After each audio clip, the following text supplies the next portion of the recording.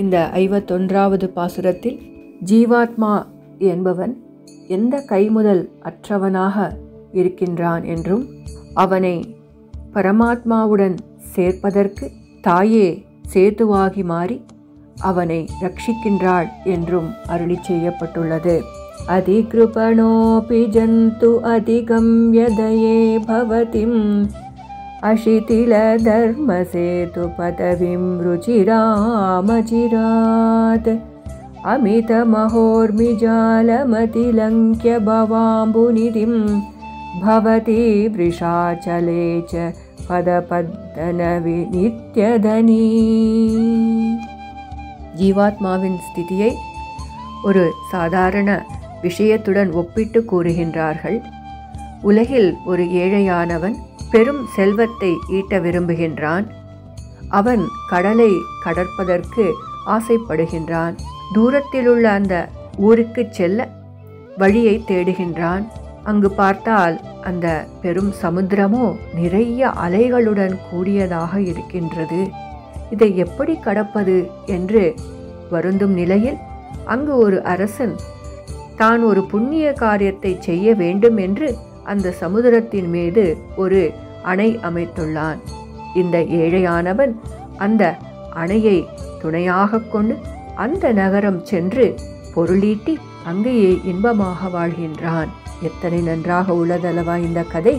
இது வேறு யாரும் ஒன்றும் இல்லை. இதோ பாருங்கள், இங்கு ஏழையாக இருப்பவன் ஜீவாத்மா, பெரும் கடலாக இருப்பது சம்சாரம்.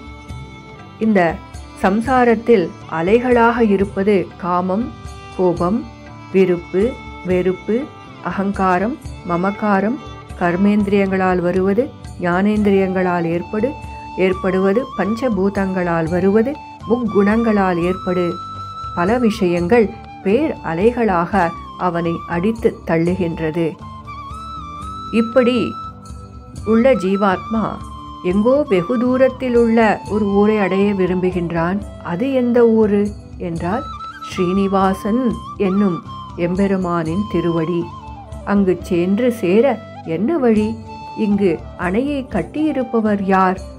அவரே நம் தயாதேவி. தானே இங்கு சேத்துவாகி அதன் மேல் ஜீவாத்மா நடந்து போகும்படி செய்து எம்பெருமான் திருவடிகளில் கொண்டு சேர்க்கின்றாள் என்று மிகவும் அழகாக இங்கு அருளி செய்யப்பட்டுள்ளது. ஒரு ஜீவாத்மாவின் வசிக்கும் இடம் எது என்றால் திருவேங்கடமுடையானின் திருவடிகளே என்று அதை இங்கு காட்டித் தருகின்றாள். இத்தனை அழகாக இருக்கக்கூடியதுதான் இந்த திருமலை. எம்பெருமான் பலவிதமான கஷ்டங்களை ஜீவாத்மாவிற்கு கொடுத்த போதிலும் அவனே நாம் சென்று சேர வேண்டிய இடம் என்பதை நம் தாயார் காட்டியதே போல் ஆழ்வார்களும் பாடுகின்றார்கள்.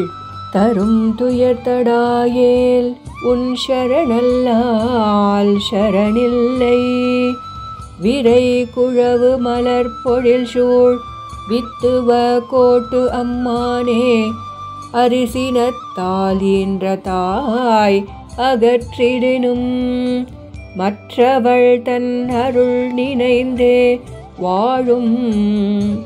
இல்லை இல்லை, அழும் குழவி அதுவே போன்றிருந்தேனே.